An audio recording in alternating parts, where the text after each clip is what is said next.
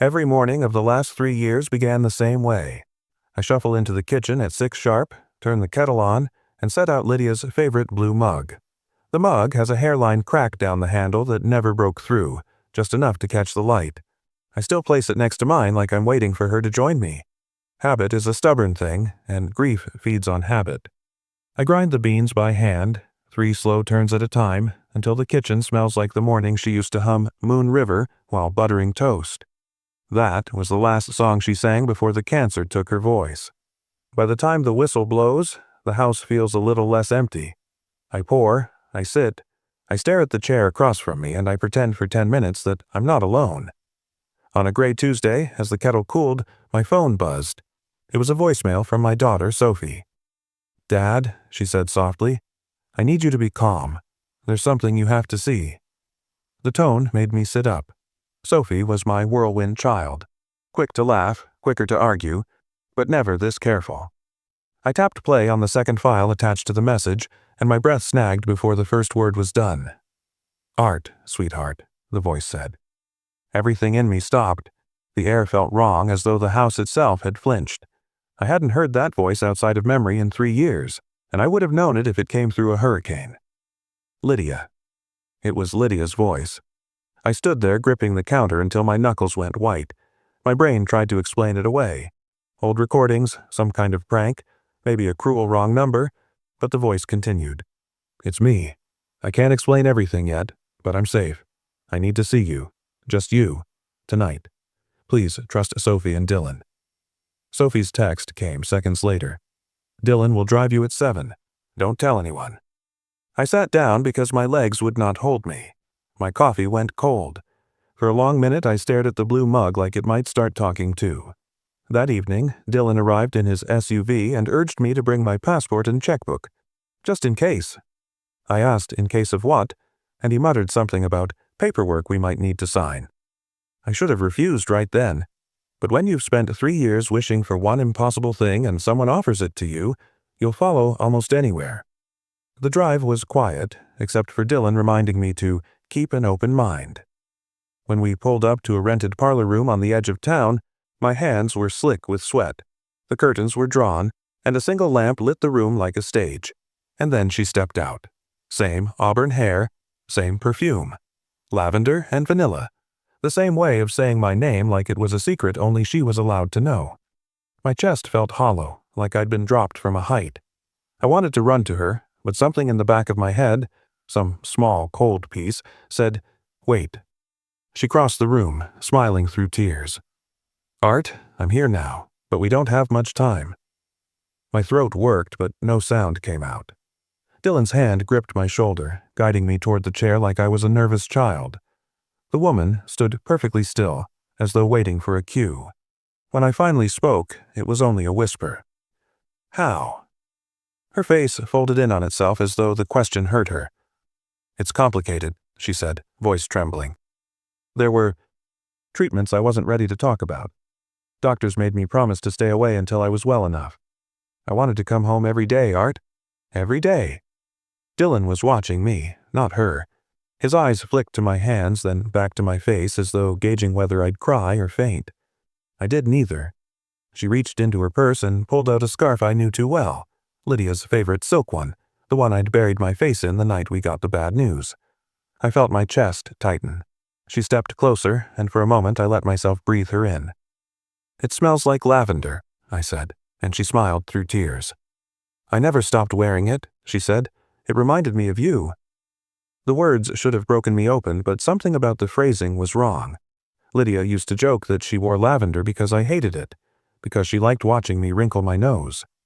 This Lydia didn't know that joke. Still, I nodded and sat down. Dylan pulled up a chair and leaned forward.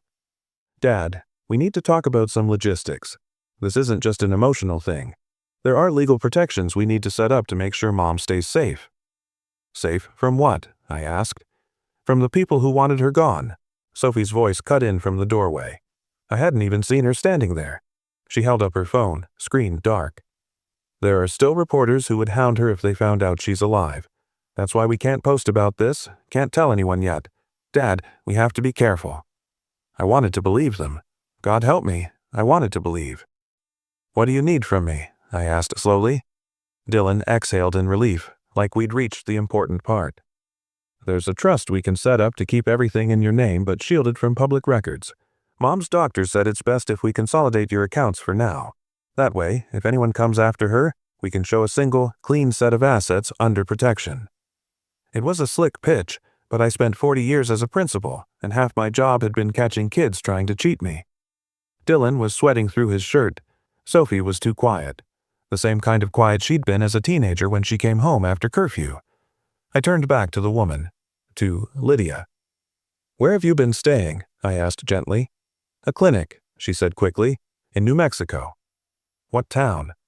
Her lips parted, but Dylan jumped in. "It's better if you don't know, Dad. Confidentiality agreements and all that?" I nodded like a man too dazed to argue. "Can I see you again?" I asked. Her face softened. "Tomorrow night, but we'll need you to sign some of the trust paperwork first. Just routine stuff." My heart hammered against my ribs. She was still smiling, still holding the scarf like a prop in a play, but the stage lights were starting to show the seams in the backdrop. On the drive home, Dylan kept talking, about lawyers, about time-sensitive transfers, about how he and Sophie had already lined up the right people. I let him talk. I even nodded when he said we should gather my tax returns and bank statements. But when I got home, I didn't go to bed. Instead, I sat at the kitchen table with the blue mug in front of me and wrote down everything they had said, word for word. I circled the phrases that sounded rehearsed. Time-sensitive, right people? Confidential agreements. Then I wrote one more sentence at the bottom of the page. If Lydia had really come back to me, she wouldn't need a lawyer to prove it. The next evening, I brewed 2 mugs of coffee and drove to the meeting place myself. Dylan was annoyed when I arrived early, but I told him old men wake up early and do everything on their own schedule. Inside, Lydia was waiting for me, wearing a pale blue sweater my real Lydia never owned. She smiled warmly, but it was the kind of smile that waits for a response. I sat down across from her, and for a moment, I just looked at her. Every line of her face had been chosen carefully. The hairstyle, the makeup, the perfume that still smelled like lavender. But grief had made me into a careful observer. I knew the exact pattern of freckles on Lydia's arms, the tiny scar on her left wrist from when she dropped a casserole dish back in '84. I searched for those markers now. Some were there, some were not. I began asking small questions. Nothing that would sound like a test to anyone listening. I asked about the book we'd read on our last anniversary, the one she insisted we finish together in bed, passing it back and forth like kids. She said she remembered, even smiled at the title, but then claimed the book's ending was tragic when it had actually been absurdly happy. I nodded like her answer had satisfied me. Later, I asked about the night our kitchen flooded. She told the story, but she said it happened around midnight, not 2 in the morning like it had. To anyone else, those details wouldn't matter. To me, they screamed that she was reciting a script, a good one, but not perfect. As the conversation wore on, she began dropping little emotional hooks. "I missed you so much. I don't want to waste any more time. We should just put the past behind us and focus on building a safe future."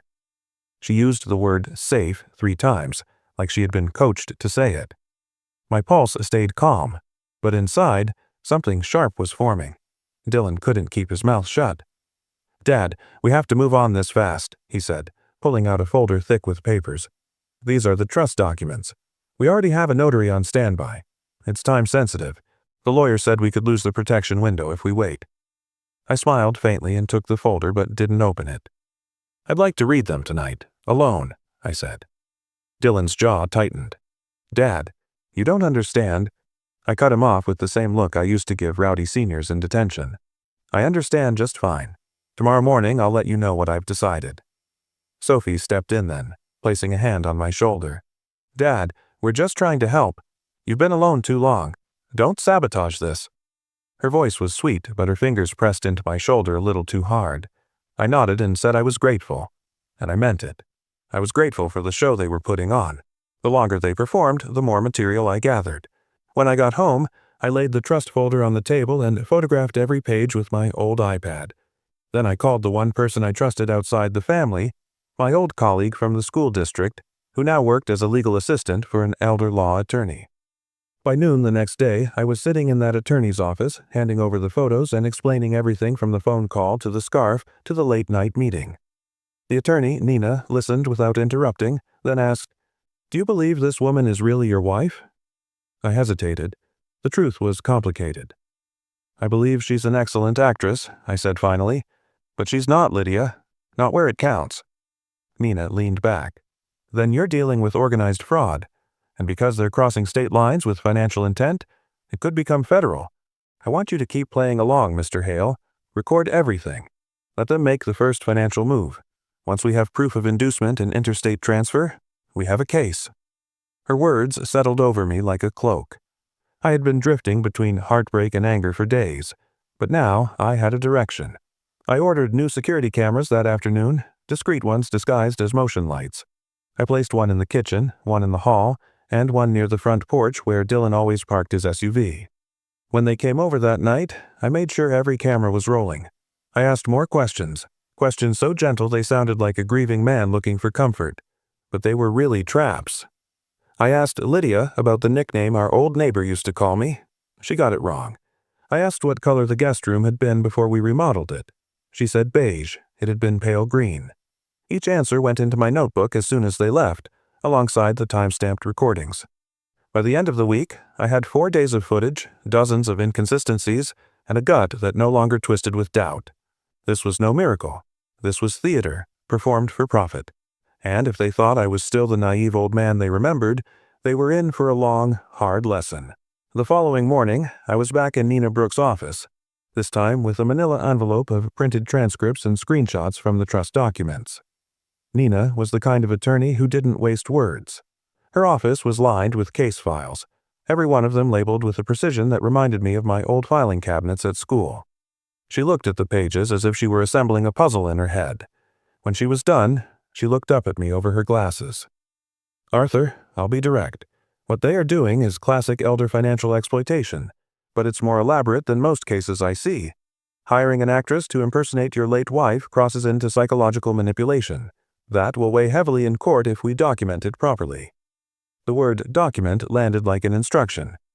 "You're saying keep pretending to go along with it?" I asked, my voice quiet.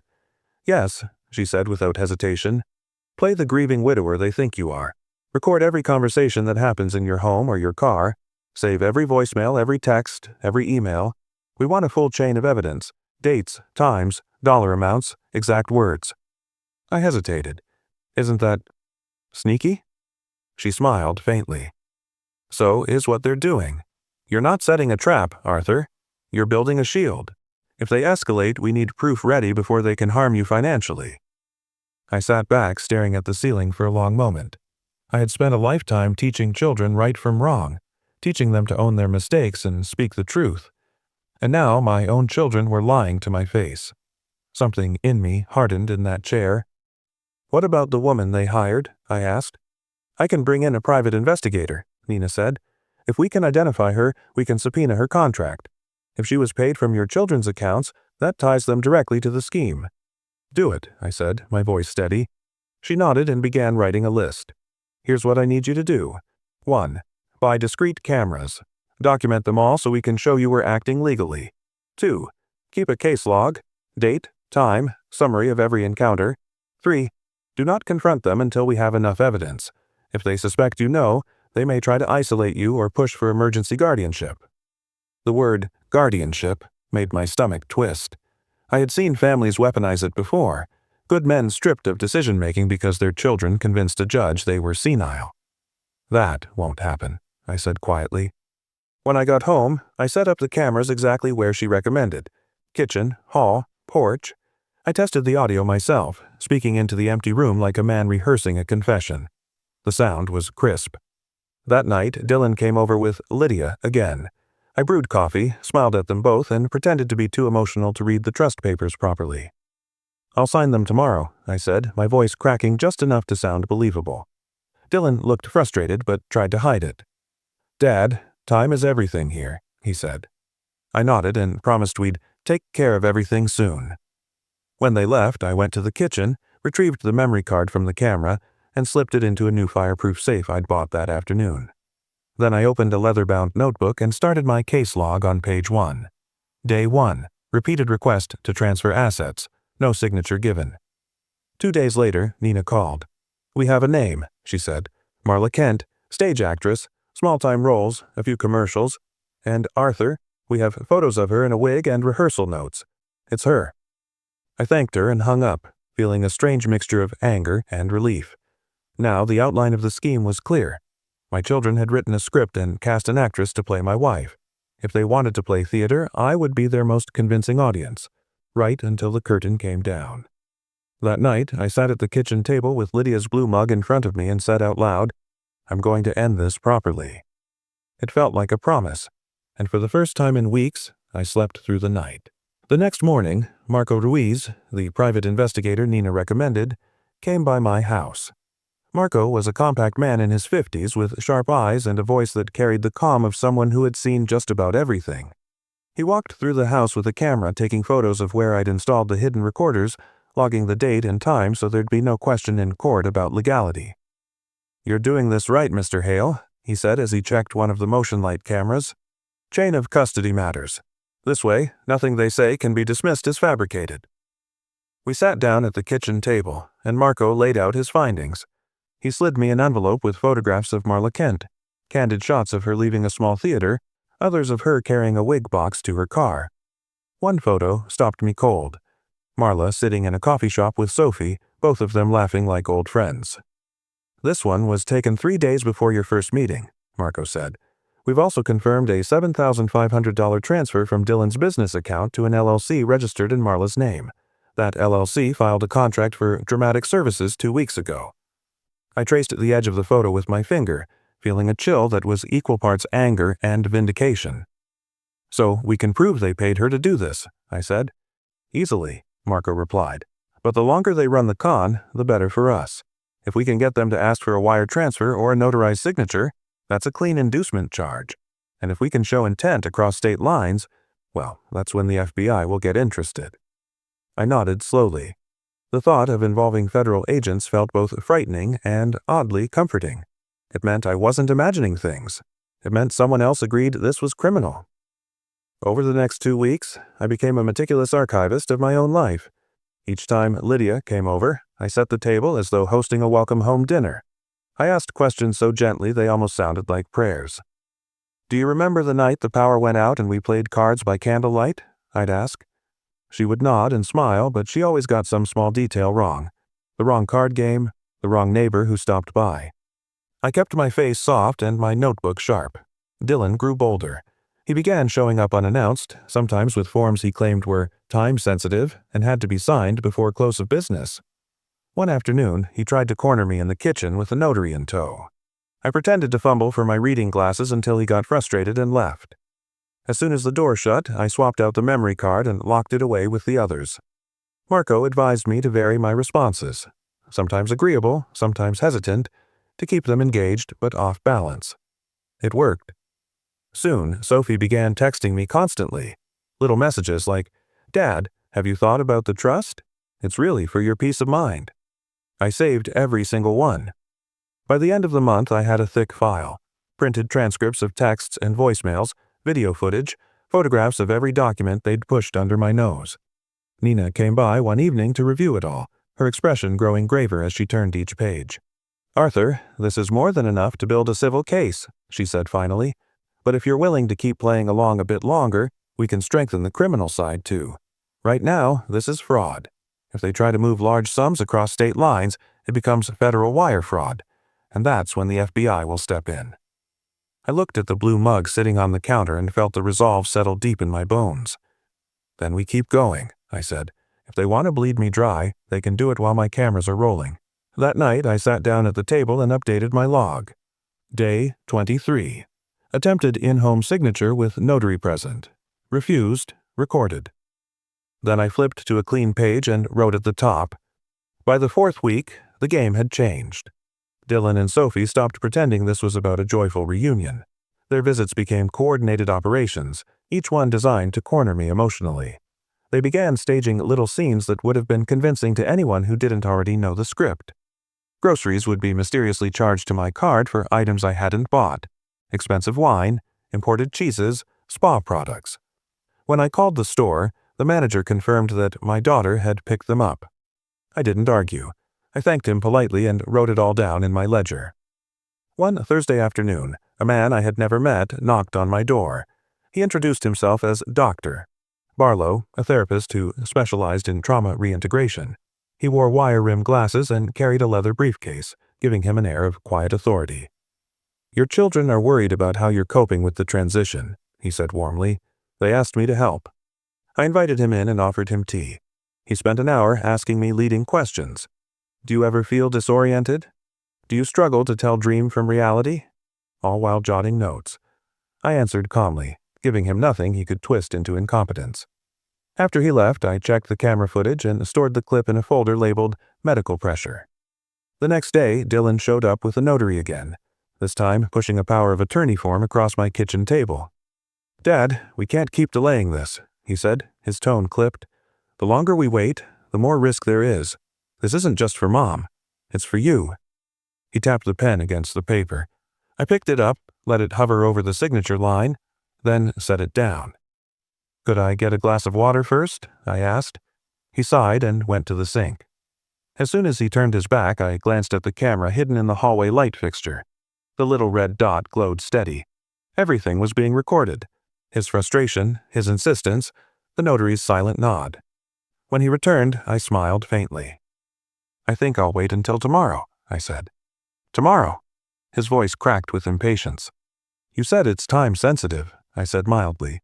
"Tomorrow is still on time." He stormed out, leaving the folder behind by mistake. I photographed every page before returning it to him the next morning. Sophie's tactics were different.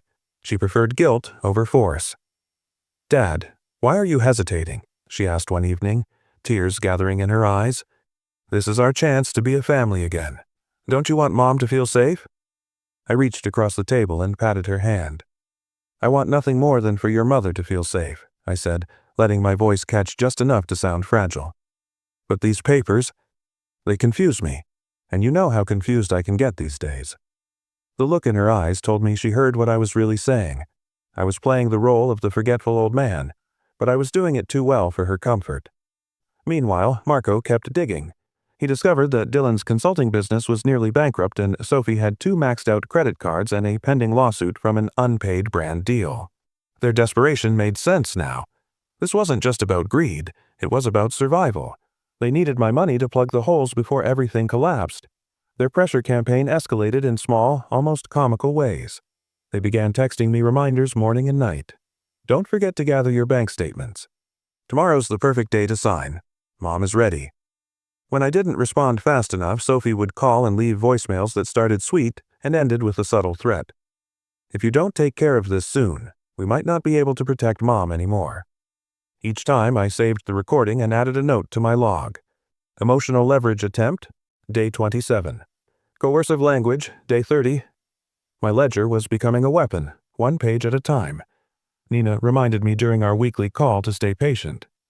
"The longer they talk, the more rope they give us," she said. "If they push for a wire transfer, that's our moment. Until then, let them believe they're winning." So I played the part. I let my voice tremble when I told Dylan I was almost ready. I even left my checkbook sitting out on the table one night just to see if he would take the bait. He didn't, but the way his eyes lingered on it was enough to tell me he had thought about it. Each night I locked away the day's footage, my notebook, and my copies of every document. I had begun to imagine the day I would hand it all over, the day the curtain would finally drop on this farce, and when that day came, I promised myself I would not raise my voice or shout. I would simply sit, like I was sitting now, calm and steady, and let the truth do the work for me. 2 days after Dylan's failed notary stunt, I sat across from Nina in her office again, this time with a clear plan forming between us. The binder of evidence I had built was already an inch thick, but Nina wanted more, something irrefutable that showed not just pressure, but criminal intent. "They've asked for asset transfers multiple times," she said, tapping her pen against my log. "If we give them a controlled opportunity to cross the line, we'll have them on wire fraud. That's what gets federal attention." The phrase wire fraud made me sit up straighter. "How do we do that?" She leaned forward. We'll open a trust account at your bank, but it won't hold your real savings. Just a small sum we can monitor. We'll give them wiring instructions, then alert the bank's fraud team. They'll flag any activity and notify us in real time. If Dylan or Sophie move forward with the transfer, we'll have a record, plus your recordings, plus the paper trail of their LLC payments to Marla." "And that's enough for the FBI?" I asked. "It's enough to open a case," Nina said. "And once we've got federal agents involved, they'll be able to seize devices, subpoenas records, the whole thing." It felt strange hearing the words FBI and my children in the same conversation, but the truth was undeniable now. I nodded slowly. "Let's do it." The next morning, Nina and I met with the bank's fraud prevention officer, a sharp young woman who treated me with the kind of respect I'd almost forgotten younger people could give. Together, we set up a trust account with a harmless-sounding name, Maplewood Education Fund, and transferred a token amount into it, just enough to make it tempting. The officer assured me they would monitor any unusual withdrawal attempts and immediately flag them. That afternoon, I called Dylan and told him I was finally ready. "I've opened the trust," I said, letting my voice sound a little weary, "but I'm not sure how to move the money. Can you help me with the wires?" His tone changed instantly, the way a man sounds when the finish line is in sight. "Absolutely, Dad. This is the right move. I'll come over tonight with the forms." True to his word, Dylan arrived just before dinner with Sophie and Lydia in tow. They brought takeout, acting like this was some kind of family celebration. I set the table, cameras rolling, and tried to look grateful rather than watchful. Dylan spread the wire transfer forms out like a teacher handing out final exams. "All you have to do is sign here and here," he said, pointing to the bottom lines. I made a show of squinting at the fine print. "So this sends everything to the trust, right?" "Yes, Dad," Sophie said, smiling too brightly. "Everything will be safe. Mom will be safe." I hesitated just long enough for the cameras to catch Sophie's hand twitching nervously against the table. Then I signed, slowly, making sure every stroke of the pen was recorded. Dylan scooped up the forms, his face flushed with victory. "We'll handle the rest," he said. After they left, I locked the footage away and called Nina. "They have the wiring instructions," I said. "Good," she replied. "Now we wait. The moment they move money out of state, we alert the feds." For the first time in weeks, I felt something close to calm. The trap was set. Every word they spoke from here on out would tighten the net around them. The following day, Dylan texted me a photo of the transfer confirmation slip, a smug little message attached. "See? Easy. You've done the right thing, Dad." I saved the screenshot and added it to the log. Then I wrote one sentence in bold across the page. "The game has entered federal territory." Over the next few days, I began to play a more dangerous game. Up to that point, I'd been a quiet witness, letting them talk, letting them show their hand. But now that the wire transfer had gone through and the bank was monitoring every move, it was time to push. Each time Lydia came over, I asked questions only my real wife could answer. At first, they were simple ones. The name of the song we danced to at our wedding, the town where we bought our first house. She answered them easily, smiling like someone who had rehearsed them in the mirror. But then I made them harder. "Do you remember the night Sophie was born?" I asked softly one evening. "The nurse who stayed late to help?" "Of course," she said quickly. "Her name was Anna." I smiled as though satisfied, even though her name had been Mary Ellen. Later that same night, I asked her to sing the lullaby we wrote together for Sophie, a silly, made-up tune with a nonsense verse that always made us laugh. She started confidently but skipped the nonsense verse entirely, moving straight to the chorus. Dylan jumped in before she could stumble. "Dad, maybe this is too much for tonight. We should focus on finishing the transfer so Mom can relax." Relax. That word again. Their favorite pressure point. I leaned back in my chair, feigning fatigue. "You're right, son. Let's finish it tomorrow." They thought I meant the paperwork. I meant the case. 2 nights later, they arrived with a folder of new documents and the air of people who smelled victory. "Dad, we need to move your pension and the house line of credit," Dylan said as soon as he sat down. "That's the last piece. After that, everything is protected." I nodded and asked them to explain it slowly, for my memory's sake. They walked me through it 3 different ways, each time contradicting the last. Sophie tried to sweeten the pitch by talking about how this would guarantee Mom's future. "You wouldn't want her to lose the house after everything she's been through," she said, her voice quivering. I let a tear slide down my cheek and whispered, Could you say that again? I want to remember it exactly. She did. The camera in the kitchen caught every word, every tremble of her lip. Then I turned to Lydia. When this is all over, I asked gently, will you meet me at St. Andrew's, the church where we were married? Her eyes flickered. That's too public, she said after a beat. We have to stay quiet. I nodded slowly, as if accepting the excuse, but inside I felt the last trace of doubt burn away. The real Lydia would have run to that church. She would have rung the bells herself. Dylan slid the final form toward me. Sign here, Dad. Tonight. It's safer if we do it now. I picked up the pen, let it hover, then put it down. I'll do it tomorrow, I said, my voice soft but steady. Dad. Tomorrow, I repeated, and this time there was something in my tone that made even Dylan stop talking. After they left, I switched off the cameras and sat at the table a long while. The house was so quiet I could hear the clock ticking. I pulled out my logbook and wrote in bold letters across the page. Final coercion attempt recorded. Voices captured. Signatures refused. The next morning, I drove the footage to Nina's office myself. She watched the clips in silence, her lips pressing into a thin line. Arthur, she said finally, you've just handed us the cleanest coercion case I've ever seen. The FBI is going to love this. For the first time since this nightmare began, I felt something like peace settle over me. The stage lights were almost down. The play almost over. All that was left was the curtain call. The morning after Nina reviewed the footage, she called me with a tone that was all business. Arthur, it's time, she said. The Bureau is ready. They want one last meeting where the children believe you're signing everything over. We'll arrange for a controlled disbursement and have agents nearby. The words felt both heavy and strangely liberating. For weeks I had lived in a strange twilight, part victim, part actor, part detective. Now I was about to step into the role of witness. That afternoon, Marco came by to install a final camera, this one hidden inside the light switch near the kitchen table. Clear audio, wide angle, he said as he tightened the last screw. It'll catch every face, every signature, every word. When this is over, there won't be a single question about what happened. Nina and I spent the next day preparing. She walked me through what I could and couldn't say. Stay calm. Don't accuse them of anything. Don't celebrate. Just act like a man who finally gave in. I nodded, though I didn't need the reminder. After months of pretending, staying calm was second nature.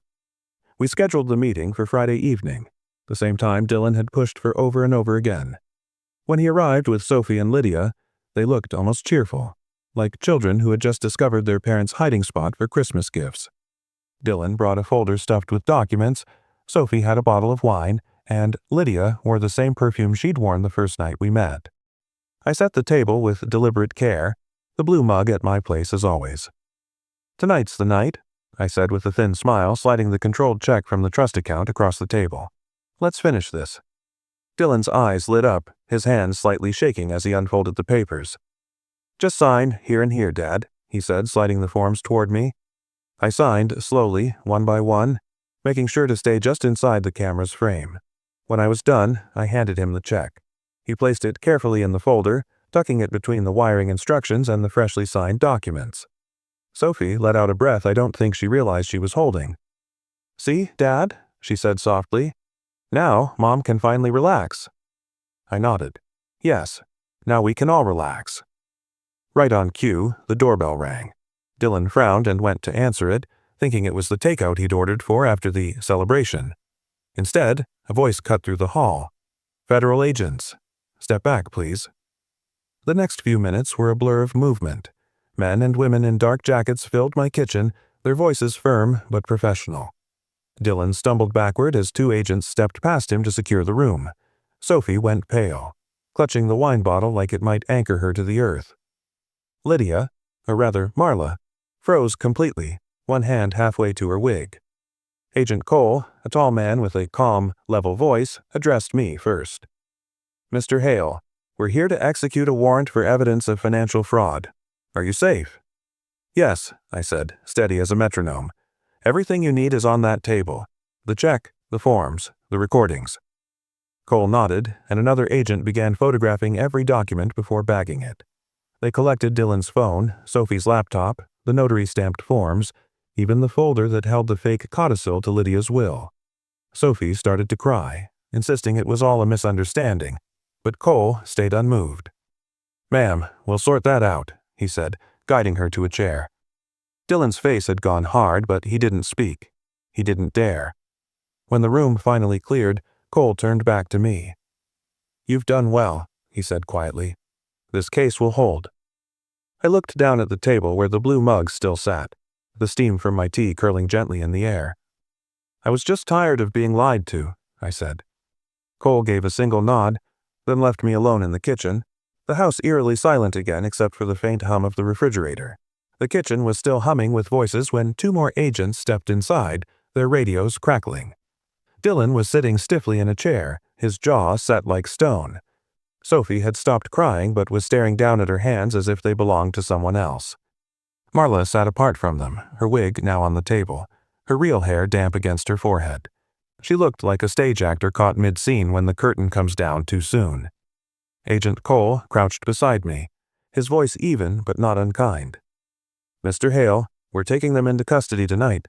You'll be asked to give a statement at the field office tomorrow morning, but for now, we need to finish the search." I nodded and slid my ledger across the table. "Every date, every text, every phone call is in here," I said. "The recordings are labeled and stored in the safe behind the pantry door, the keys taped under the shelf." Cole's eyes flicked to me with something close to admiration. "You've made our job easy." While the agents cataloged the evidence, I watched my children. Dylan's face was a mask of anger, but there was something else beneath it. Fear. Real fear. Sophie wouldn't meet my eyes, not even when an agent asked her to hand over her phone. I remembered her as a little girl, crying when her goldfish died, asking if heaven had a pond. The memory hit me hard, but I kept my expression neutral.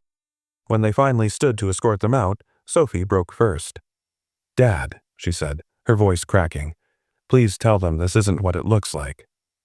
I met her gaze, calm as the surface of a lake. "It looks like you hired a stranger to pretend to be your mother so you could drain my accounts," I said quietly. "And unfortunately, Sophie, that's exactly what it was." Her face crumpled, but Dylan's hardened. "You think you've won," he spat. "This isn't over. You've ruined your own family." I didn't rise to the bait. "Family is built on truth," I said simply. "You tore that down the moment you started lying to me." The agents guided them outside, where 2 black SUVs waited with their lights flashing softly in the dark. Neighbors had begun peering through curtains, curious about the commotion. I stood at the doorway and watched as my children were placed into separate vehicles, their faces pale under the glow of the porch light.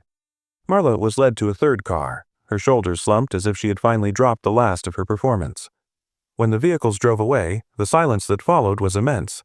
The house felt both emptier and lighter, as if it had been holding its breath all this time and had finally exhaled. I walked back to the kitchen, the smell of cold tea still hanging in the air. The folder of seized documents was gone, the table cleared except for Lydia's blue mug. Cole returned briefly, clipboard in hand. "We've taken everything we need for evidence. A team will follow up with you tomorrow. Tonight you should rest." Rest. The word felt almost foreign. For weeks I'd been wound tight as a spring, waiting for the other shoe to drop. Now there were no more shoes, no more waiting. After the last agent left, I sat at the kitchen table in the quiet. My hands were steady as I picked up the blue mug and rinsed it in the sink. Outside, the night was still, the kind of stillness that feels almost sacred. I found myself thinking not about Dylan and Sophie, but about Lydia. About how she would have hated this mess. How she would have been furious at the children but proud of the way I handled it. Not with shouting, not with violence, but with patience and precision. I poured myself a fresh cup of tea, sat down and opened my logbook to the very last page. In careful, steady handwriting, I wrote, "Case turned over to federal authorities. Children taken into custody. Evidence secured." Then I closed the book and placed it on the top shelf of the pantry, right beside the safe. The house was quiet now, but it wasn't lonely. It felt like a place where the truth had finally been allowed to breathe. When I finally went to bed, I slept deeply, without dreams. For the first time in months, I didn't wake at 3 a.m. to stare at the ceiling, replaying every conversation in my mind. The case was no longer mine to carry. Tomorrow, there would be statements and court dates and hearings, but tonight, There was only the sound of the wind in the trees and the steady rhythm of my own breathing. The following weeks passed in a strange, measured rhythm. My mornings still began at 6 with the kettle and Lydia's blue mug, but the air in the house felt different, lighter, as if the walls themselves had exhaled.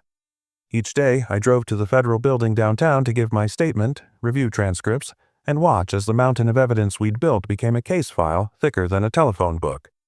The agents were thorough and professional, but what struck me most was their gratitude. "Most victims never come forward this early," one of them told me. "You saved yourself a lifetime of damage." When the indictments came down, Nina called me personally. Dylan and Sophie were charged with conspiracy to commit wire fraud, elder financial exploitation, and attempted forgery. Marla cooperated quickly, turning over every rehearsal note, every script, every payment receipt.